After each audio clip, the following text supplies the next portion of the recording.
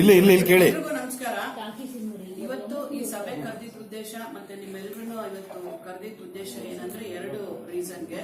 ಒಂದು ಸಬ್ಸಿಡಿ ವಿಚಾರವಾಗಿ ಏನ್ ಇವಾಗ ಊಹಾಪೋಹಗಳು ಬಂದಿದೆ, ಪ್ಲಸ್ ಅದು ಆಗ್ತಾನೂ ಇಲ್ಲ. ಸಬ್ಸಿಡಿ ತುಂಬಾ ವರ್ಷಗಳಿಂದ ನಿಂತಿದೆ, ಆ ಸಬ್ಸಿಡಿ ರಿಲೀಸ್ ಆಗ್ತಾ ಇಲ್ಲ. ಫಸ್ಟ್ ನಿರ್ಮಾಪಕರಿಗೆ ಮತ್ತೆ ನಮ್ಮ ಪ್ರದರ್ಶಕರಿಗೆ ವಿತರಕರಿಗೆ ಏನು ಸಪೋರ್ಟ್ ಆಗಬೇಕು ಆ ವಿಚಾರವಾಗಿ ನಮ್ಮ ಅಧ್ಯಕ್ಷರಾಗ್ಲಿ ನಮ್ಮ ಪದಾಧಿಕಾರಿಗಳು ಅದ್ರ ಬಗ್ಗೆ ಗಮನ ಕೊಡಬೇಕಿತ್ತು. ನಮಗೆ ಮೀಡಿಯಾದಿಂದ ಚಿತ್ರಲೋಕ.com ಆಗ್ಲಿ ಇನ್ನೊಂದೆರಡರಲ್ಲಿ ಇದು ಬಂದಿದೆ ವಿಚಾರ. 93ರ ಒಂದು ಸಂಭ್ರಮ ಮಾಡ್ತಾರೆ ಅನ್ನೋ ವಿಚಾರ ನಮ್ಮೆಲ್ಲರೂ ತಿಳಿದಿದ್ದಾಗ ಇದು ಮಾಡಬಾರ್ದು, ಇದಕ್ಕೆ ಅವಶ್ಯಕತೆ ಇಲ್ಲ, ಮಾಡಬಾರ್ದು ಅನ್ನೋದಕ್ಕಿಂತ ಇದು ಚೆನ್ನಾಗಿ ದುಡ್ಡು ಬಂದು ಎಲ್ಲರಿಗೂ ಅನುಕೂಲವಾಗಿ ಆ ಸಂತೋಷನ ಸಂಭ್ರಮನ ಒಂದು ತಗೊಳ್ಳೋ ಒಂದು ಮನಸ್ಥಿತಿ ಪರಿಸ್ಥಿತಿ ಇದ್ರೆ ಮಾಡೋದ್ರಲ್ಲಿ ಒಂದು ಅರ್ಥ ಇರ್ತಿದ್ದೇನೋ. ಆದ್ರೆ ಇಲ್ಲಿ ಯಾವ ಪರಿಸ್ಥಿತಿಗಳಿಲ್ಲ. ಯಾಕಂದ್ರೆ ಲಾಸ್ಟ್ ಟೈಮ್ ಈಸಿನಲ್ಲಿ ನಾನು ಇದ್ದಿದ್ದರಿಂದ ಇಲ್ಲಿ ಒಂದು ಏನ್ ನಡೀತಾ ಇದೆ ಅನ್ನೋದು ಗೊತ್ತಿರೋದ್ರಿಂದ ಈ ವಿಚಾರನ ನಾನು ಕೈ ತಗೊಂಡಿದ್ದು. 93ರ ಸಂಭ್ರಮ ಮಾಡೋದ್ರಲ್ಲಿ ಅರ್ಥ ಇಲ್ಲ. ಇವಾಗ ನಮ್ಮ ಮಂಜು ಸರ್ ಅವರು ಮಾತಾಡಿದ್ರು, ಇಸಿ ಆದ್ಮೇಲೆ ಡಿಸಿಷನ್ ತಗೋತೀವಿ ಅಂತ ಹೇಳ್ತಾರೆ. ಇಸಿ ಅಲ್ಲ ಸರ್, ನೀವೇ ಆ ಒಂದು ಚರ್ಚೆನ ಇಸಿನಲ್ಲಿ ಇಡದೆ ತಪ್ಪು. ದಯವಿಟ್ಟು ಆ ವಿಚಾರಗಳನ್ನ ಮಾಡಬೇಡಿ.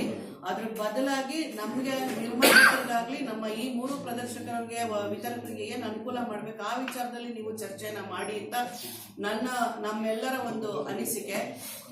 ಈ ರೀತಿಯಾಗಿ ಅದು 25 ವರ್ಷಕ್ಕೆ ಮಾಡ್ತಾರೆ, 50 ವರ್ಷಕ್ಕೆ ಮಾಡ್ತಾರೆ, 75 ವರ್ಷಕ್ಕೆ ಮಾಡ್ತಾರೆ, 100 ವರ್ಷಕ್ಕೆ ಮಾಡ್ತಾರೆ ಪ್ಲಾಟಿನಮ್ ಅಂತ. ಇದ್ರಾಗಿ ನಾವೆಲ್ಲರೂ ಸೇರಿ ಅಷ್ಟೊತ್ತಿಗೆ ನಮ್ಮ ಒಂದು ಚಿತ್ರರಂಗನ ಹೆಚ್ಚಿನ ಮಟ್ಟದಲ್ಲಿ ಬೆಳೆಸೋಣ. ಎಲ್ರಿಗೂ ಅನುಕೂಲವಾಗಿ ನಿರ್ಮಾಪಕರುಗಳಿಗೆ ಏನೇನು ಅನುಕೂಲ ಬೇಕು ನೋಡಿ.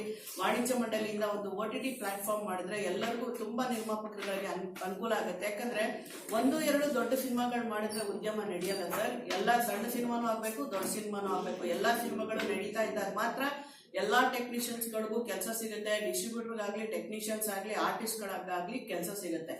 ಆಗ ಎಲ್ಲ ರೀತಿ ನಿರ್ಮಾಪಕರುಗಳು ಈ ತರ ಸಿನಿಮಾ ಮಾಡ್ಬೇಕಂದ್ರೆ ಅವ್ನಿಗೆ ಹಾಕಿದ ಹಣ ವಾಪಸ್ ಬರ್ಬೇಕು. ಹಾಕಿದ ಹಣ ವಾಪಸ್ ಬಂದಾಗ ಮಾತ್ರ ಅವ್ನು ಸಿನಿಮಾ ಮಾಡಕ್ ಸಾಧ್ಯ. ಇಲ್ಲ ಅಂದ್ರೆ ಚಿತ್ರರಂಗನೇ ನಿಂತೋಗುತ್ತೆ.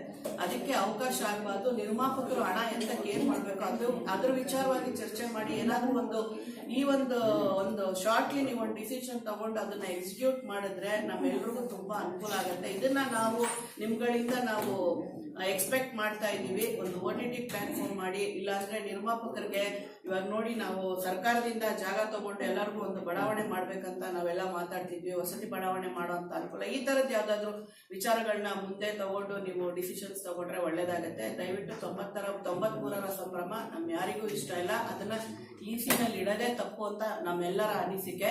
ಬೇರೆ ವಿಚಾರಗಳನ್ನ ತಗೊಂಡು ಮಾಡಿ ಸರ್. ಹಾಗೆ ಸಬ್ಸಿಡಿ ವಿಚಾರ ಹೇಳ್ಬೇಕಂದ್ರೆ ಫಸ್ಟ್ 125 ಸಿನಿಮಾಗೆ ಸಬ್ಸಿಡಿ ಕೊಡ್ತಾ ಇದ್ರು. ಆಮೇಲೆ ಬೊಮ್ಮಾಯಿ ಅವರು ಅದನ್ನ ಅನೌನ್ಸ್ ಮಾಡಿದ್ರು 200 ಚಿತ್ರಗಳಿಗೆ ಕೊಡ್ತೀನಿ ಅಂತ.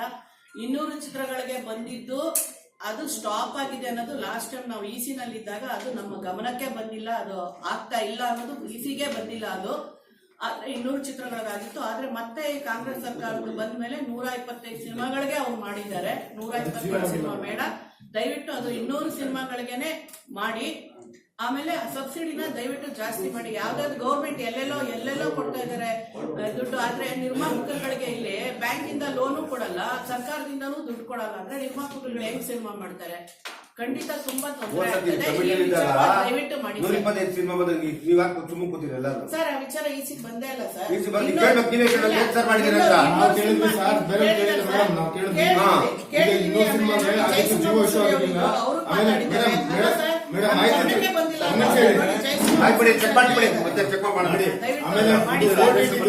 ಬಜೆಟ್ ಅನೌನ್ಸ್ ಆಗಿದೆ.